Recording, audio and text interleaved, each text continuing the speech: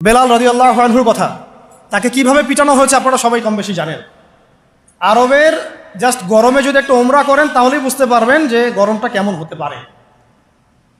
কয়েকদিন আমাদেরকে রাস্তায় নামাজ পড়তে হয়েছে, এত ভিড় ছিল, ওখানে সেজদা দেওয়ার মতো কোনো পরিবেশ থাকে না, এত এত মানে গরম। ওখানে দাঁড়িয়ে থাকলে আপনার পায়ে মনে ফোসকা পড়ে যাবে। ওখানে একটা মানুষকে সারাদিন শুইয়ে রাখা হলে উত্তপ্ত বালুর মধ্যে, উপরে যদি পাথর চাপা দেওয়া হয়, আর সে তখনও বলতে থাকছে আহাদুন আহাদ, আল্লাহ এক, আল্লাহ এক, তাহলে তার ইমানের জজবা চিন্তা করে। এই জীবন মহাকাব্য রচনা করেছে। এই জন্য বেলাল রাদিয়াল্লাহু আনহু সেই ব্যক্তি যিনি মক্কা বিজয়ের পরে কাবা ঘরের ছাদে উঠে আজান দিয়েছেন। সুবহানাল্লাহ, চিন্তা করা যায়। তিনি সেই ব্যক্তি যার কথা নবী সাল্লাল্লাহু আলাইহি ওয়াসাল্লাম যখন আলোচনা করতেন তখন বলতেন যে বেলাল, যখনই আল্লাহ আমাকে জান্নাত দেখান তখন তোমার পায়ের আওয়াজ আমি আগে আগে শুনতে পারি। তুমি কি এমন আমল করো? তিনি বলছেন, আমি তো এক্সট্রা এমন কোনো আমল করি না, তবে যখনই আমার ওযু ছুটে যায় তখন আমি আবার ওযু করি এবং সেই ওযু দিয়ে আমি 2 রাকাত নামাজ পড়ি, তাহিয়াতুল ওযু। এটা আমরা আমল করার চেষ্টা করবো। আল্লাহ পাক আমাকে তৌফিক দান করেন, আপনাদেরকে তৌফিক দান করেন। উহুদ যুদ্ধ চলছে, শুরু হবে যুদ্ধ, সবাই শুনছে।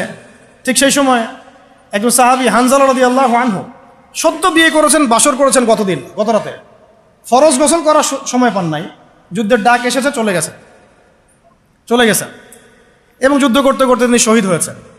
যুদ্ধের পরে তার লাশটাকে দেখা গেল যে সেই লাশটা মাটি থেকে শূন্যে ভেসে আছে এবং লাশ থেকে পানি ঝরে পড়তেছে। নবীজি বললেন যে সাল্লাল্লাহু আলাইহি ওয়াসাল্লাম, যে ফেরেশতারা তাকে গোসল দিচ্ছে।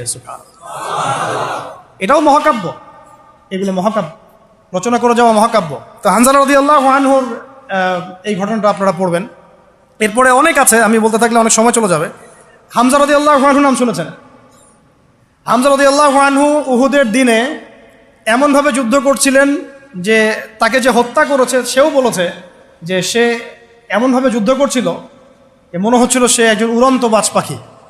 সামন থেকে আমি তাকে আঘাত করার কোনো সুযোগ পাই নাই, পিছন থেকে পাথরের পিছন থেকে তাকে আমি দূর থেকে একটা বর্ষা নিক্ষেপ করেছিলাম, এই বর্ষা গিয়ে তার নাভির নিচে গিয়ে লাগে, পিছন দিয়ে বের হয়ে যায়।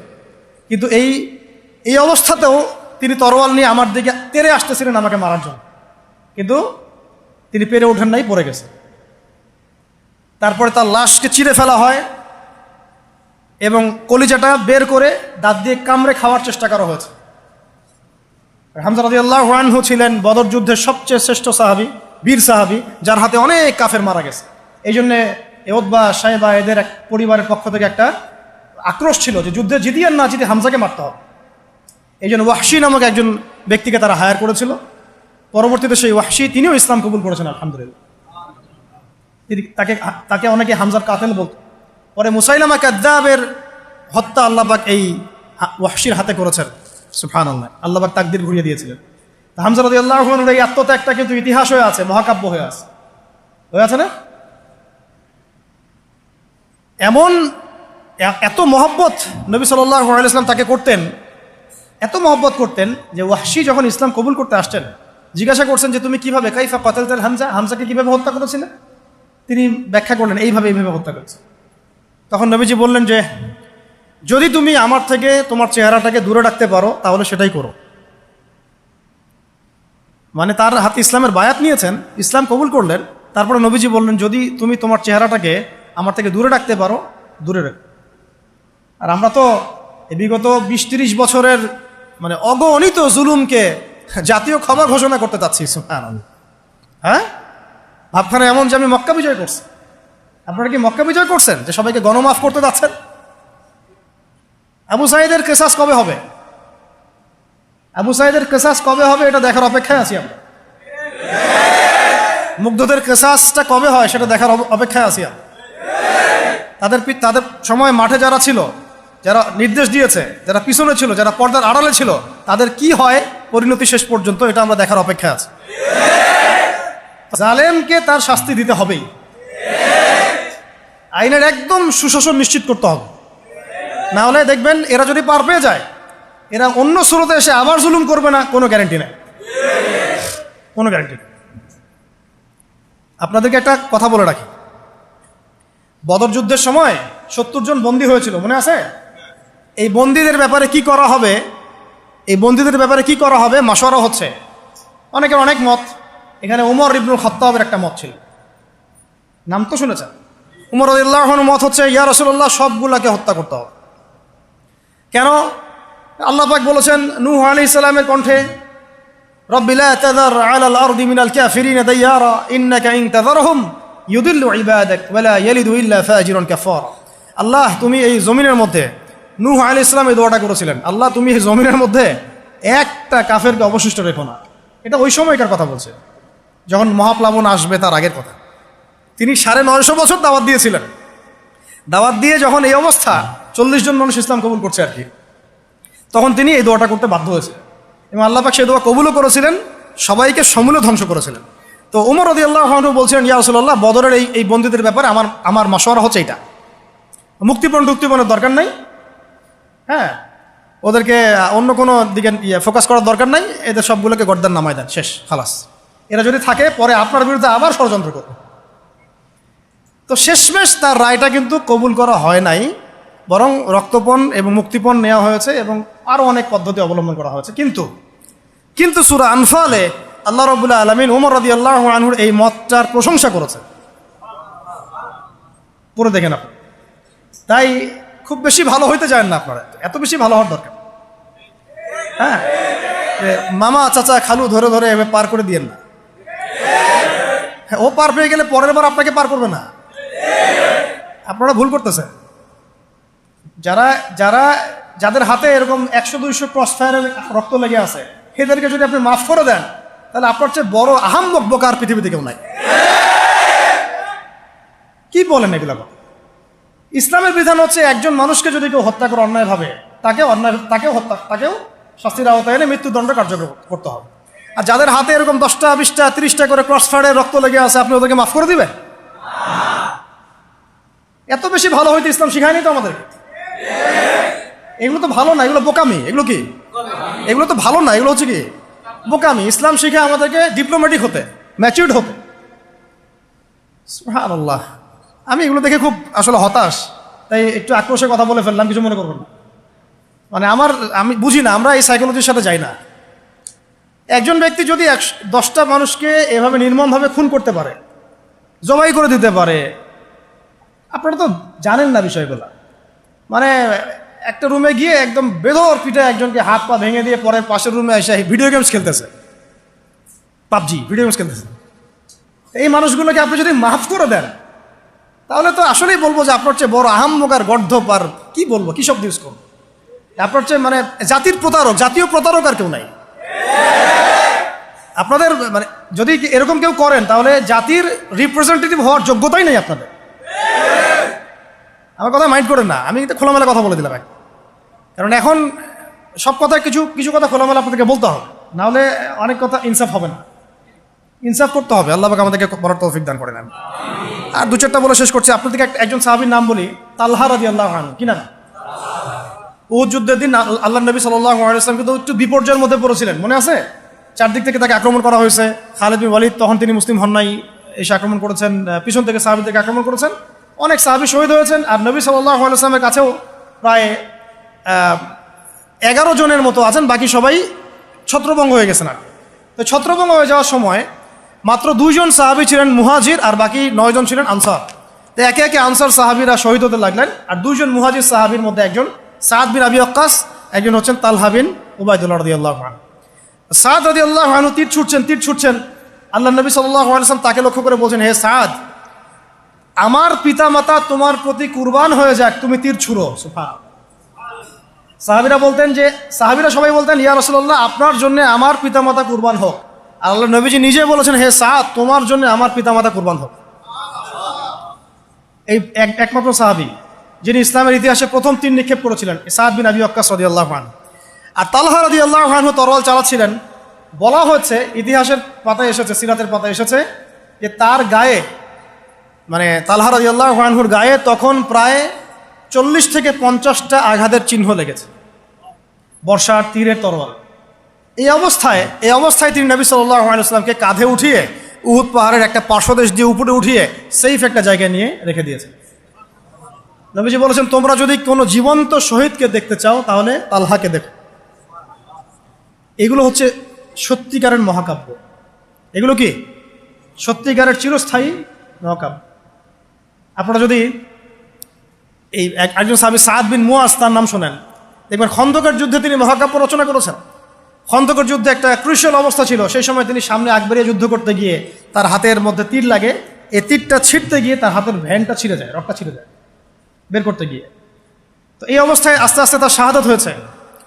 কিন্তু শাহাদাতের আগে তিনি আল্লাহর কাছে দোয়া করেছিলেন, আল্লাহ যদি কুরাইশদের সাথে আরও কোনো যুদ্ধ বাকি থাকে আমাকে তাহলে জীবিত রেখো। এবং তার শাহাদাতের সময় তিনি বলছেন, এরপর থেকে ইসলামের উপর তারা আর আক্রমণ করতে পারবে না, কারণ আমি এমন দোয়া করেছিলাম যে আল্লাহ যদি কুরাইশদের সাথে আরও কোনো যুদ্ধ বাকি থাকে আমাকে জীবিত রেখো। তার আগ মুহূর্তে তিনি বনু কুরাইজার যে গাদ্দারি বেইমানি, ওই বেইমানির শাস্তি দিয়ে তিনি দুনিয়া থেকে বিদায় নিয়েছেন। সাদ বিন মুয়াজ, যার জানাজায় নবীজি বলেছেন যার জানাজার সলাতে 70,000 ফেরেশতা শরীক হয়েছে। এগুলো মহাকাব্য। আপনারা যদি আরো সামনে যান আপনারা মুতার যুদ্ধের ঘটনা পাবেন। এই কয়েকটা বলে শেষ করছি। এটা বলতে গেলে আসলে আমি নিজেকে ধরে রাখতে পারি না, আর ধরে রাখার মতো আসলে অবস্থাও না। ইসলামের ইতিহাসের সবচাইতে মর্মান্তিক যুদ্ধ হচ্ছে মুতার যুদ্ধ, সবচেয়ে মর্মান্তিক। বদর, উহুদ, খন্দক, খায়বার যত যুদ্ধ আছে এগুলো যুদ্ধ অনেক বড় মাপের। মুতার যুদ্ধের প্রেক্ষাপট এবং সিচুয়েশনটা সম্পূর্ণ ডিফারেন্ট ছিল। এখানে আপনাদেরকে আমি 3 জন শ্রেষ্ঠ বীরের মহাকাব্য শোনাচ্ছি। কয়জন? 3 জন শ্রেষ্ঠ বীর পুরুষের মহাকাব্য। নবী সাল্লাল্লাহু আলাইহি ওয়াসাল্লাম একজন সাহাবীকে পাঠালেন, তার নাম হচ্ছে হারিস বিন উবাইদা। কি নাম বলেন? হারিস বিন উবাইদা, তুমি এই চিঠিটা নিয়ে যাও। এটা তো মদিনা রাষ্ট্র কায়েম হওয়ার পরের কথা, একদম নবম হিজরতের 8ম বছরের দিকের কথা আর কি। তখন ততদিন হুদাইবিয়ার সন্ধিও হয়ে গেছে এবং কাজা ওমরাও আদায় হয়ে গেছে এবং খায়বার যুদ্ধ জয় হয়ে গেছে। খায়বারের পরের কথা এটা আর কি, যে হারিস বিন উবাইদা তুমি এই চিঠিটা নিয়ে যাও, ওই রোমকদের কাছে যাবা। তখন তো সুপার পাওয়ার 2টা, রোমানরা এবং পার্সিয়ানরা। তো এখনকার ওই যে এই কন্টিনেন্টের ন্যাটো আর ওই কন্টিনেন্টের চায়না রাশিয়ার মতো আর জেনে পারতেছে। তো সে গেল ওখানে। সুরাহবিল আল গাসানি একজন শাসক ছিলেন ওইখানকার সিরিয়ার। তো সে ওই চিঠিটা দেখে বলতেছে যে আচ্ছা ঠিক আছে বসো, দেখি কি করা যায়। চিঠিতে লেখা আছে ইসলাম কবুল করেন, আল্লাহ পাক শান্তি বর্ষণ করবেন, আসলিম তাসলিম। ওই যে নবী সাল্লাল্লাহু আলাইহি ওয়াসাল্লাম চিঠি আছে না একটা রাষ্ট্রপ্রধানদের কাছে, সে চিঠি উদ্ধত আচরণ। আমি এখানকার আমির, আমাকে ওই মক্কার মেষপালকরা চিঠি পাঠায় আপনার। তো কে চিঠি নিয়ে আসছে? যে হারিস বিন উবাইদা। আচ্ছা ওকে বসাও। হারিস বিন উবাইদা রাদিয়াল্লাহু আনহুকে রাষ্ট্রদূত, কিন্তু তিনি রাষ্ট্রদূতকে তারা নির্মমভাবে হত্যা করলো। কথা বুঝতে পারছেন? এবার নবী সাল্লাল্লাহু আলাইহি ওয়াসাল্লামের কাছে খবর যখন আসছে রাষ্ট্রদূতকে হত্যা করেছে, আমার সাহাবীকে, কয়জন সাহাবীকে হত্যা করেছে? 10 জন, 20 জন, 100 জন? একজন সাহাবীকে হত্যা করার প্রতিশোধ নেওয়ার জন্য নবী সাল্লাল্লাহু আলাইহি ওয়াসাল্লাম 3000 বাহিনীর একটা জিহাদি কাফেলা তৈরি করলেন। 3000 বাহিনী কাফেলায় তিনি নিজে নেতৃত্ব না দিয়ে বললেন যে এই কাফেলার নেতৃত্ব দিবে আমার প্রিয় ভাজন, তাকে তার পালক পুত্র বলা হতো এক সময়, যায়েদ ইবনে হারেসা রাদিয়াল্লাহু আনহু। কোন যায়েদ? তায়েফের সফরের সঙ্গী, তায়েফের সফরের একজন সাহাবী তার সাথে ছিলেন, তার নাম যায়েদ ইবনে হারেসা। যখন তায়েফবাসী নবীজিকে মারছিলেন, যায়েদ ইবনে হারেসা রাদিয়াল্লাহু আনহু তার বুক দিয়ে নবীকে জড়ায় ধরেছিলেন যে আমার গায়ে আঘাত লাগুক, তার গায়ে না লাগুক। এই সাহাবী যায়েদ ইবনে হারেসা রাদিয়াল্লাহু, তাকে পতাকা দিয়ে বললেন এই মুতার যুদ্ধের আমির হচ্ছে যায়েদ ইবনে হারেসা। যদি যায়েদ ইবনে হারেসা শহীদ হয় তাহলে পতাকা বহন করবে জাফর ইবনে আবি তালেব, আমার চাচাতো ভাই। কোন জাফর? যিনি আবিসিনিয়ায় গিয়েছিলেন মুসলিমদেরকে নিয়ে হিজরত করতে, মনে আছে? যিনি বাদশাহ নাজাশির সামনে কুরআন তেলাওয়াত করার, সূরা মারিয়াম তেলাওয়াত করার কারণে বাদশাহ নাজাশির চোখ দিয়ে দরদর করে পানি পড়তে শুরু করেছে। ওই বাদশাহ নাজাশিও পরে ইসলাম কবুল করেছে, আলহামদুলিল্লাহ। জাফর রাদিয়াল্লাহু আনহু পতাকা বহন করবে যদি যায়েদ ইবনে হারেসা শহীদ হয়। এরপরে যদি জাফরও শহীদ হয়, পতাকা বহন করবে আমার আরেক প্রিয় ভাজন সাহাবী আব্দুল্লাহ বিন রওয়াহা রাদিয়াল্লাহু আনহু। আব্দুল্লাহ বিন রওয়াহা রাদিয়াল্লাহু, যাকে যে কোনো মুহূর্তে যদি বলতেন ইসলাম নিয়ে একটা শের বলেন, একটা কবিতা বলেন, ইনস্ট্যান্ট তিনি শের বলে ফেলতে পারতেন। এত সুন্দর, এত উন্নত কাব্য প্রতিভা ছিল তার মধ্যে। এই নষ্ট সংস্কৃতি না, তাদের সংস্কৃতি ছিল একেবারে খাঁটি তাওহীদের সংস্কৃতি। এমনকি কাবা তাওয়াফ করছেন তিনি, তখন কাবা তাওয়াফ করছেন বিদায় কাজা উমরা আদায় করার সময় নবীর সামনে সামনে তিনি ঘুরছেন এবং আবৃত্তি করছিলেন একটা কবিতা কাফেরদেরকে আঘাত করার জন্য। এই কাফেররা দেখো, তোমরা যাকে বের করে দিয়েছিলে তিনি আজকে সসম্মানে এখানে ঘুরতেছে। ওমর রাদিয়াল্লাহু আনহু বলছিলেন যে কাবা তাওয়াফ করার সময় তুমি এগুলো বলছো? নবীজি বললেন ওকে ছেড়ে দাও, সে এমন এমন বাক্য তিলাওয়াত করতেছে, মানে এমন বাক্য সে চয়ন করেছে যেগুলো কাফেরের অন্তরে বর্ষার চাইতেও বেশি বিদ্ধ হচ্ছে, তাকে বলতে দাও। এই হলো আব্দুল্লাহ বিন রাওয়াহা রাদিয়াল্লাহু আনহু, নবীজির অত্যন্ত প্রিয় ভাজন সাহাবী। আব্দুল্লাহ বিন রাওয়াহা যদি শহীদ হয় তাহলে তোমরা তোমাদের মধ্য থেকে একজনকে আমির নিযুক্ত করে নিও।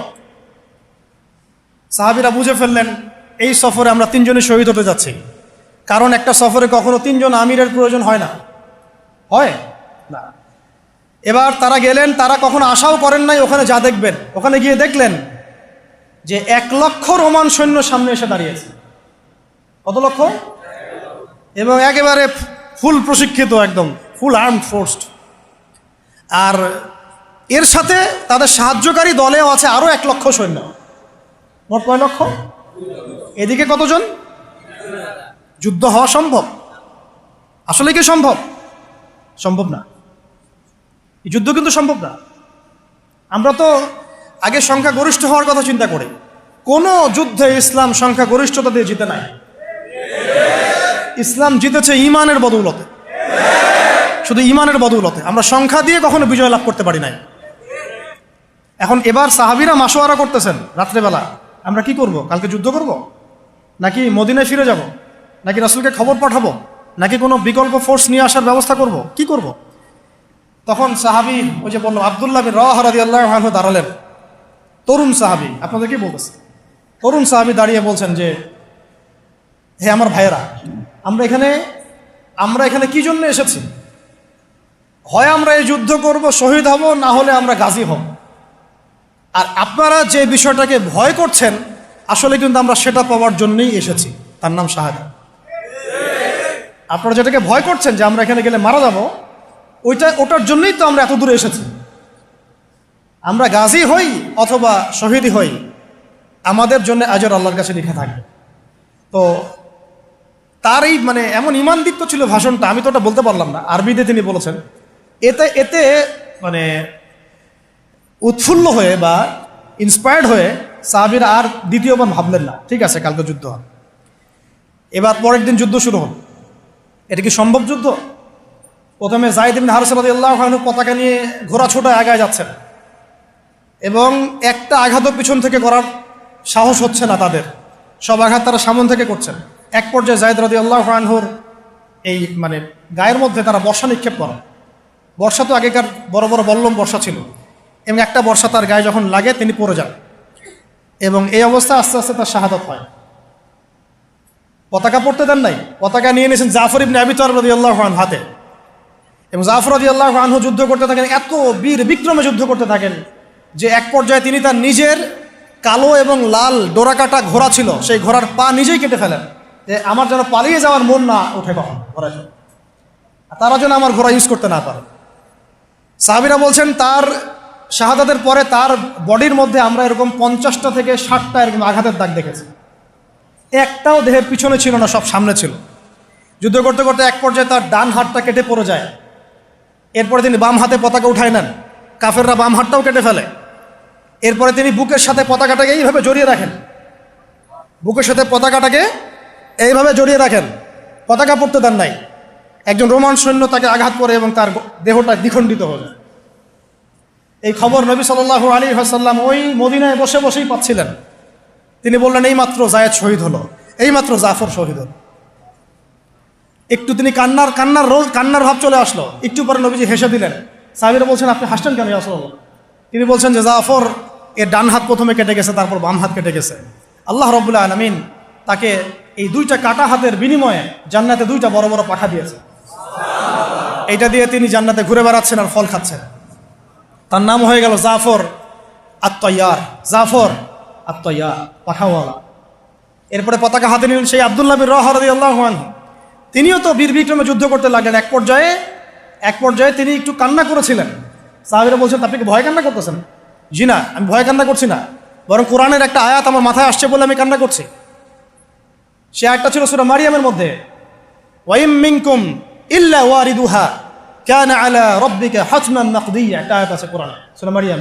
এটা হচ্ছে আপনার রবের একেবারে একটা চিরনির্ধারিত একটা বিষয় যে তোমাদের সবাইকে, আবার বলছি, ওয়া ইম মিনকুম ইল্লা ওয়ারিদুহা কানা আলা রাব্বিকা হাতমান মাকদিয়া, মানে তোমাদের সবাইকেই আবশ্যিকভাবে, ম্যান্ডেটরিভাবে এই জান্নাত জাহান্নামের উপর অবস্থিত এই পুলসিরাত পার হতেই হবে। এটা তোমার রবের একটা প্রাচীন একটা মানে স্টেটমেন্ট, এটা তোমাকে করতেই হবে, সবাইকে করতে হবে। এই আয়াতটা মনে হয় আমার কান্না আসতেছে। একজন তাকে একটা হাড্ডিওয়ালা গোশত এনে দিয়েছিল, তিনি সেই গোশতটা খাওয়ার জন্যে চেষ্টা করছিলেন, পরে একটা কামড় দিয়ে ফেলে দিয়েছেন। তারপরে তিনি ছুটলেন যুদ্ধ করার জন্যে, এবং ওই সময় একটা কবিতা আবৃত্তি করেছেন, হে আমার মন, তোমার নফস হয়তো চাচ্ছে, তুমি হয়তো চাচ্ছ এখান থেকে পালিয়ে যাওয়ার জন্যে, জেনে রাখো সামনে তুমি যা দেখছো এর পিছনেই আছে জান্নাত। শেষমেশ কি জীবন দেখেন, কি ব্যক্তিত্ব, কি ক্যারেক্টার, কেমন গায়রত, কেমন ইজ্জত, কেমন সম্মান, কি জীবন। এরপরে তিনিও শহীদ হলেন, পতাকা হাতে তুলে নিলেন আল্লাহর বীর খালেদ বিন ওয়ালিদ রাদিয়াল্লাহু, তাকে পতাকা দেওয়া। তিনি কিন্তু নতুন মুসলিম হয়েছেন। উহুদের যুদ্ধের যে ক্রাইসিস, এটা কিন্তু তার হাতে। কাজা ওমরা আদায় করতে গিয়ে নবীজি চিঠি লিখে দিয়েছেন, ছোট্ট করে একজনের দ্বারা লিখিয়েছেন যে খালিদকে চিঠিটা পৌঁছে দিও। ওখানে লেখা আছে, খালিদ তুমি যদি কাফেরদের পক্ষ অবলম্বন না করে মুসলিমদের পক্ষ নিতা কতই না ভালো। ঠিক আছে, এই একটা লেখা, একটা চিঠি খালিদ রাদিয়াল্লাহু আনহু একবারে কলিজাটা কাঁপায় ফেলছে। তিনি মক্কা থেকে মদিনায় গিয়ে নিজে ইসলাম কবুল করে আসছেন, এবং নবী সাল্লাল্লাহু আলাইহি ওয়াসাল্লাম তাকে কিন্তু আন্ডারস্টিমেট করেন নাই। তার হাতে উল্টা তরোয়াল উঠাই দিয়ে বলছেন যে আজকে থেকে এই তরোয়াল তোমার, এবং তোমার নাম হচ্ছে সাইফুল্লাহ, তুমি আল্লাহর তরবারি। এরপর থেকে তিনি প্রায় 80-90টা যুদ্ধ করেছেন, সবগুলোতে জয়লাভ করেছেন। ওই খালিদ রাদিয়াল্লাহু আনহু পতাকা তুলে নেন মোতার যুদ্ধে। তারপরে সিরাতের মধ্যে আসছে, তিনি বলছেন নিজের ভাষায় যে ওই দিন আমার হাতে 9টা তরোয়াল ভেঙে গেছে। যুদ্ধ করতে করতে করতে করতে ওই দিন আমার হাতে 9টা তরোয়াল ভেঙে গেছে। তিনি ছিলেন যুদ্ধ কৌশলে অত্যন্ত পারদর্শী, হুটে হাটে কোনো কাজ করতেন, অনেক পারদর্শী। তিনি ডানের সৈন্যকে বামে নিয়ে আসছেন, বামেরটাকে ডানে নিয়ে গেছেন, সামনেটাকে পিছনে নিয়ে আসছেন, পিছনেটাকে সামনে নিয়েছেন। বর্ষা যারা ছিল তাদেরকে পিছনে নিয়ে আসছেন, তীরন্দাজদেরকে সামনে দিয়েছেন, মানে ওদেরকে ভেবাচাকা খাওয়াই দিয়েছেন যে ওরা মনে করতেছে এরা মনে হয় অনেক, হ্যাঁ এরা মনে হয় আরো বিকল্প ফোর্স নিয়ে আসছে মনে হয়। তো ওরা আস্তে আস্তে পিছনের দিকে যাওয়া শুরু করতেছে, আর এদিকে মুসলিমরা একটু একটু করে সেফ জোনে আসার চেষ্টা করতেছে পিছনের দিকে। ওরা ভাবতেছে পিছনের সামনে যদি আগাই হয়তো পিছন থেকে ওরা আরো সৈন্য নিয়ে আসছে, আমাদেরকে আক্রমণ করে। এই আল্লাহ পাক ভয় চাপাই দিলেন, এরা পালায় চলে গেল। 3000 সৈন্য নিয়ে 2 লক্ষ সৈন্যকে পরাজিত করা হয়েছে। খালিদ রাদিয়াল্লাহু আনহু বললেন আমার হাতে সেই দিন 9টা তরোয়াল ভেঙেছে, আর শেষমেশ ছোট্ট একটা ইয়েমেনি চাকু দিয়ে আমি যুদ্ধ করেছি। তাহলে চিন্তা করেন কত কাফের মারা গেছে। আর মুসলিমদের মধ্যে মাত্র 12 জন সাহাবী শহীদ হয়েছে, মাত্র 12 জনকে তারা মারতে পারছে, বাকিদেরকে মারতে পারেনি। এইগুলো হচ্ছে মহাকাব্য, জাজল্যমান মহাকাব্য, যেগুলো আমাদের এই প্রজন্মকে জানানো উচিত এবং আপনাদের মাথায় থাকা উচিত। প্রত্যেকটা সংগ্রাম, প্রত্যেকটা বিপ্লব, প্রত্যেকটা অভ্যুত্থানের পিছনে যেন থাকে আল্লাহর সন্তুষ্টি, আল্লাহর দিন কায়েমের চেষ্টা, আল্লাহর দিনের খেদমতের চেষ্টা এবং ইনসাফ প্রতিষ্ঠার চেষ্টা, এবং জালেমের বিরুদ্ধে আমাদের অবস্থান সবসময় সত্য থাকবে ইনশাআল্লাহ। এরকম অনেক ঘটনা আছে, আমি আজকে আর বলার সুযোগ পেলাম না। ইনশাআল্লাহ আরও একদিন আল্লাহ যদি তৌফিক দেন ইনশাআল্লাহ তাআলা আমি আপনাদের সাথে আবার এগুলো নিয়ে সেশন করবো ইনশাআল্লাহ।